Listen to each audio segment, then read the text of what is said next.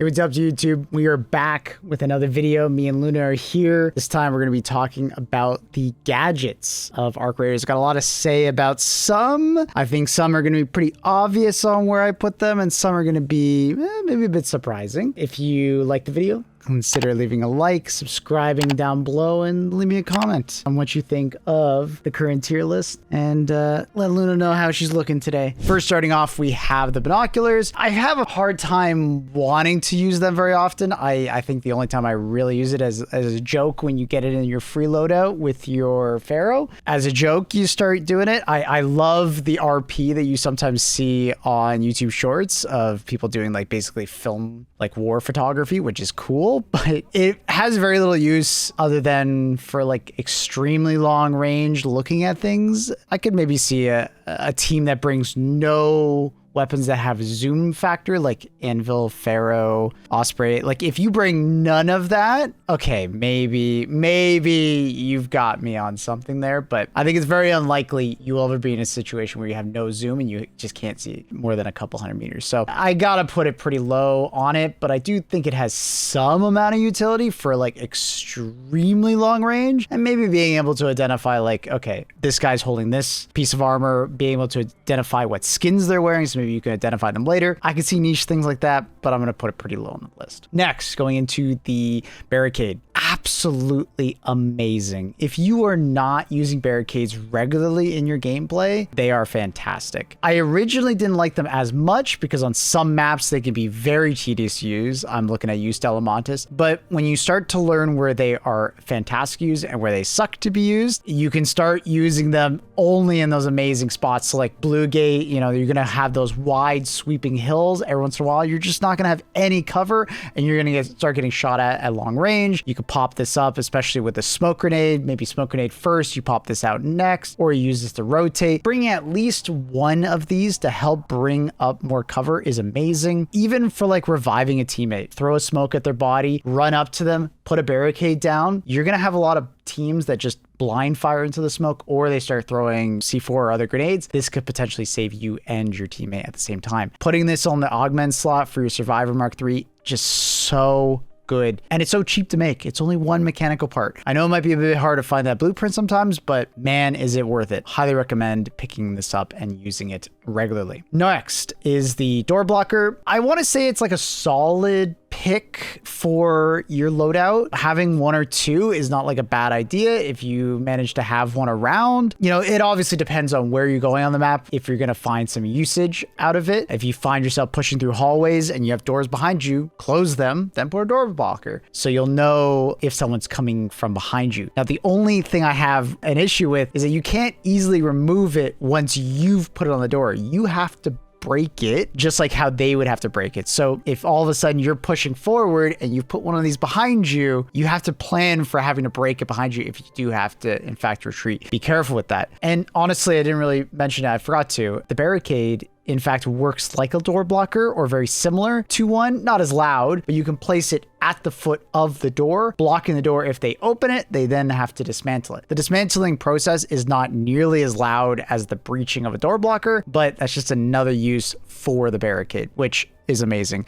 And I'm sure you've probably also seen those clips of people using them as like a rat race kind of thing. It can be pretty funny. A Noisemaker. I definitely have had more experience with it now than when I first started playing with the game, and I've definitely grown to appreciate it more over time. Very cheap, easy to place. You can also like hide them very well, so people just kind of activate them without actually noticing. They make a ton of noise and they just help you even in like solo lobbies, like just identify if someone is coming around a corner or pushing into your room or that safe floor that you feel like you're in a particular building. And you can get a lot of these pretty cheap just making them. Highly recommend if you have available in your inventory. Not a bad choice, especially for like buried city, especially for like the subway. You can kind of put them like a little bit up the stairs on some of the subway entrances, and you can kind of start to identify where people are pushing from. And if you hear one go off, you can either take a more defensive stance or just get out the other side. Not a bad choice at all. Highly recommend. Okay, Photoelectric Cloak. Not something I bring very often. I definitely see people use it more for messing around in PvE lobbies than PvP. It's just not something I want to reliably use just because you're so vulnerable when you do use it. But it can be useful for sneaking around a map because you don't have to take wide detours to get around big arc, or, you know, sneak up on a big enemy and maybe place a big mine from the deadline or something like that. Not a bad choice at all. Fairly expensive and somewhat rare to find, so you're probably gonna have to craft them, which is not the most expensive thing in the world, but I do wish they were maybe a little bit easier, or maybe there was a cheaper option that didn't last as long. I don't find myself using it very often at all, but I can definitely see the value if you're more of a PvE player, being able to avoid a matriarch or a queen and be able to do some shenanigans of getting up close or doing some sneaking around a map, and you're not pissing off as many arc. That's useful, but in like trios gameplay, you know, you're gonna have to get everybody in your team to bring it. It's a little bit harder to manage, but I think a solo PvE player can use it quite effectively, so I think it's a solid B. Fake Raider Flare. I think this is one of those that is quite interesting. There's a lot of outplay potential, and depending on the creativity of the player, you might value this a lot more than most. Not even talking about the deadline strategies. If you haven't seen those, you can place a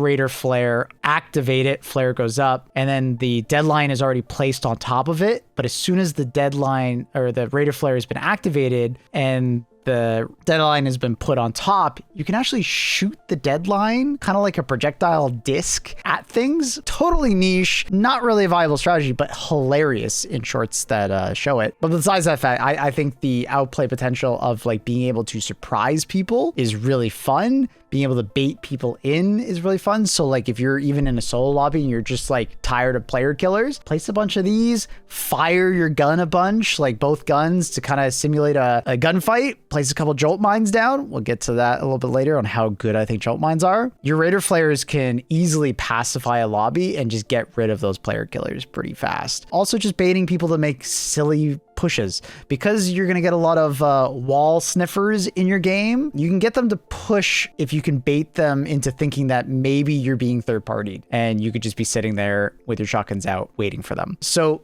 I'm gonna put this in A, but there's definitely a big asterisk on how creative you are in order to use it, right? It's not as easy as like a barricade. It's very easy to understand, like, well, block shots, it gives you extra cover. The Raider Flare will be more situational. All right, next, the snap hook. Easy S tier. This thing is amazing for just pure mobility because of the tech that I'm sure all of you have seen about swapping it into your butt pouch. You basically never lose them. Fun fact, if you play at very high aggressive lobby, elo lobbies, you kind of have like an unlimited supply of these. I'm just printing them because every time you get a cheater loadout back, it gives you whatever you had in your safe pocket. So like every week I get an additional 4 of these that I didn't have before, and they're all fully repaired. Pretty funny. So just bringing them in the safe pocket, if you ever run into cheaters, very lucrative when eventually you get those cheater loadouts back. Very nice. But yeah, there's so much tech of like going up and down, going over objects, just moving faster across the map when you're over encumbered. You start to just move more freely around the map. It's really useful, not too expensive to repair, just a power rod and some arc circuitry, 2 things that are really not too much of an issue. Yeah, I really like having a, sorry, I guess it's a power rod and an Exodus module.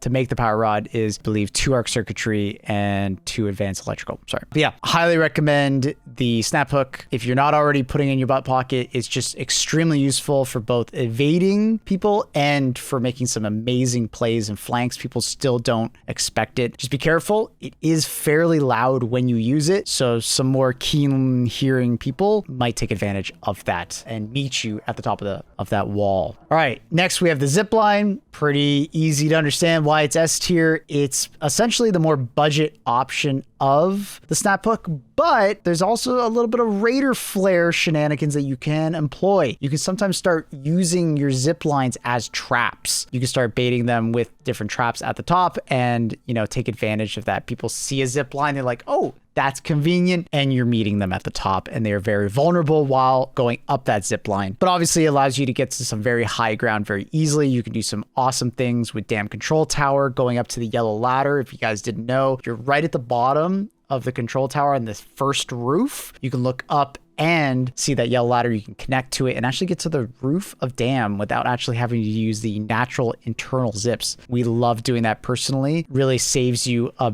buttload of stress going through the majority of the damn complex, which is awesome. Obviously, you can get to the top of Space Tower. I'm sure you've seen those Osprey snipers, but you can also meet them up there. If they use the natural key card, you can surprise them. So you can do some awesome plays that maybe the snap hook will take multiple uses to get up and have to do the cooldown. But the Zipline, you just do one. It's just super good, but I'm sure I didn't have to explain that to you already. Deadline, also an S tier. Really good still, even with all the changes, you know, only being able to buy one a day from the market. Still super useful for one-shotting arc. Bring yourself a smoke grenade the target as you're running up. You could also use a Photoelectric Cloak if you're that rep, but I'm more of a smoke grenade guy. Smoke grenade the arc, run up, put it on the back of whatever target you're going for, run away. More smoke grenades, the better. Just extremely useful being able to one-shot a Bastion most of the time, Bombardiers, Leapers, doing an outrageous amount of damage to Queens and Matriarchs. If you're able to put it on the core, fantastic. Less than 6 sometimes. But or just like doing like really good initial damage. Like when we're doing like Queen damage runs for trials, we'll usually initiate with like 3 deadlines and then use our normal weapons. And you can just put these in your butt pocket. It's just so useful and so easy to make. It's incredibly good. All right, Explosive Mine. I gotta say, man, for the longest time, I've been saying that like, why does the trigger nade have to be so good when like the opposite of it in terms of like deployable mine is the Explosive Mine. It still does like less than half the amount of damage. It does 40 damage. It is obviously proximity based, so you don't have to actually trigger it like a trigger nade, but it does so much less damage. It's just little chip damage. You have to place like 4 of these to actually down someone, which is crazy. And I'll be honest, they're pretty easily noticed, and you can dodge out of a lot of the damage because it is an explosive radius, not like a Jolt Mine where if any part of the radius hits you, you take the full stun. With the Explosive Mine, you will take less damage if you were further away, obviously. So if you get a good dodge roll in, good for you. So for that reason, I'm not always a huge fan of using it. I still think they're pretty damn good, especially if you use them in conjunction with like a Jolt Mine or something like that. You're guaranteeing some damage, then you turn to the person that just took some chip damage, and then you can finish them off. Not bad. Or if you're someone just like, you're a mad lad, and you're like all those people on YouTube Shorts that are just like spamming them on the wall, they come up and it's just an absolute fiesta of colors. Sure, it's very expensive to do that, but sure. Honestly, one that I actually like quite a bit more is the gas mine. I'm actually going to put that like A- tier. The gas mine feels more or less like a lesser version of a Jolt Mine, which we're going to get to in a second. The gas mine, if you guys don't know, obviously doesn't really stun them or do any damage, but it brings their stamina down so much. And it's actually such a large plume that they're going to be out of stamina, and it will make people panic. And if people aren't used to being stuck in gas, they're going to start panic rolling, and they're going to look like they're fat rolling from Dark Souls, and it will really catch people out. And when people are fat rolling, they are rolling for like 3 seconds. They are the easiest targets to take care of. So if you just need a cheap mine to like place behind you on like a Zipline and stuff like that, honestly, this right here, it's really good. You can definitely like start messing with people on like the jump overs of like certain things. Like you can place it before the jump over. They don't notice their stamina drain. They go for the jump and they fall straight down. Pretty funny. The top of zips, it works. So like if the zip is like in the middle of the building, no cover around it, they activate the mine, they have no stamina to get to cover, they can't dodge away. It's honestly extremely good if used in the right context. Not as good as a Jolt Mine, which stuns them for 4 seconds, makes a huge noise, it can hit multiple people very effectively, and it's very hard to dodge. Jolt Mines are disgusting. They're also not very hard to make. When you get the BP, there's just some batteries, some electrical components, very easy to get a hold of. The refiner will help you with half of that. Jolt Mines are awesome. They're just so good. I always try to bring one in my inventory at least, because you'd be surprised the amount of times where you need to just retreat maybe a door or 2 back, but while you're retreating, quickly throw it at the top of the door frame, go back to healing, and you're just watching the corner. Guy rushes forward thinking he has this massive advantage over you. Stunned, you win the fight, no questions asked. Same goes for like buried city, metro, like subway areas. Like if you're holding a down below area, you just bait a really well placed Jolt Mine, you win the fight hands down. It's hard for me not to put it in S tier. It is extremely useful in your kit. Highly recommend. All right, now I want to place all these together. You have the lure trap nade, you have the smoke trap nade, and you have the blaze grenade trap nade, and you have the gas grenade trap. A little bit of magic editing, forgot to put that one there. All these traps have one fatal flaw. They have this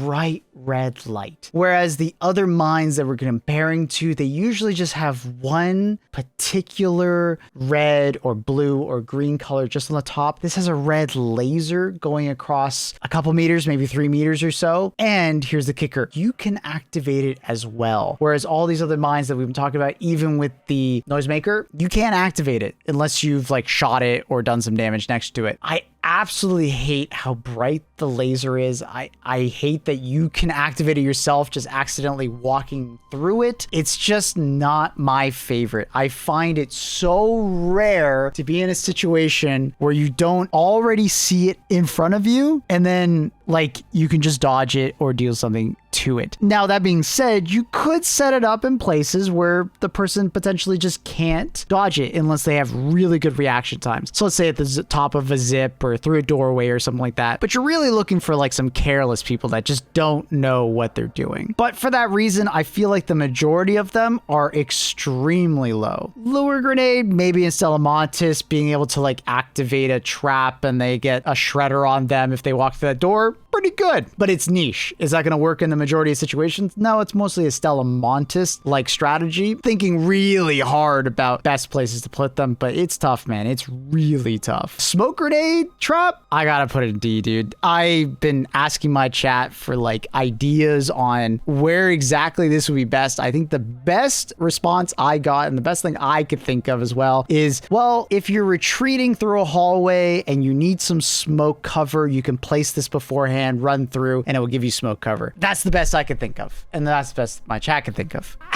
That's it. That's all. And I gotta say, that's a pretty bad thing to use it for, because I would rather just use a regular smoke. Don't waste it and just have it on my bar. If I need the smoke, I throw it at my feet and I just keep running. Like, it's just not something I want to use, because if an enemy uses this, I'm just giving them cover. I'm giving them the ability to just escape. I can't get it. It's just terrible. Blaze grenade. At least it does some damage, and I'm gonna put it somewhere close to Explosive 9 probably, if you could place it really well and you're getting some like effective like uses out of it, whereas people just can't dodge it or something along those lines. Fair enough. It is still a blaze grenade. It will do a respectable amount of damage, on par mostly with that of the Explosive Mine, if not a little bit more at times, depending on how much they stood in it. But yeah, I would rather just use a normal blaze grenade or just one of the other mines that we're going on about. Gas one is probably the one that I appreciate the most, and that's mostly down to the fact that it's still a gas mine, and it at least has a lot of utility similar to the gas mine, right? The gas trap to the gas mine. Very similar in nature, but the gas mine is a lot harder to notice that setup, whereas the gas trap, it's pretty noticeable because of that red line. You have to be an absolute wizard to be able to get the angles right where someone might not see the red line before it's too late. Next is the pulse mine. This one's a bit of a devious one. Similar to, let's say, the Raider Flare, if you are creative with it, you can be absolutely devious. Putting it at the top of a zip on top of a control tower or something like that, you can knock them off to their death. Most people are not going to have their snap hooks or some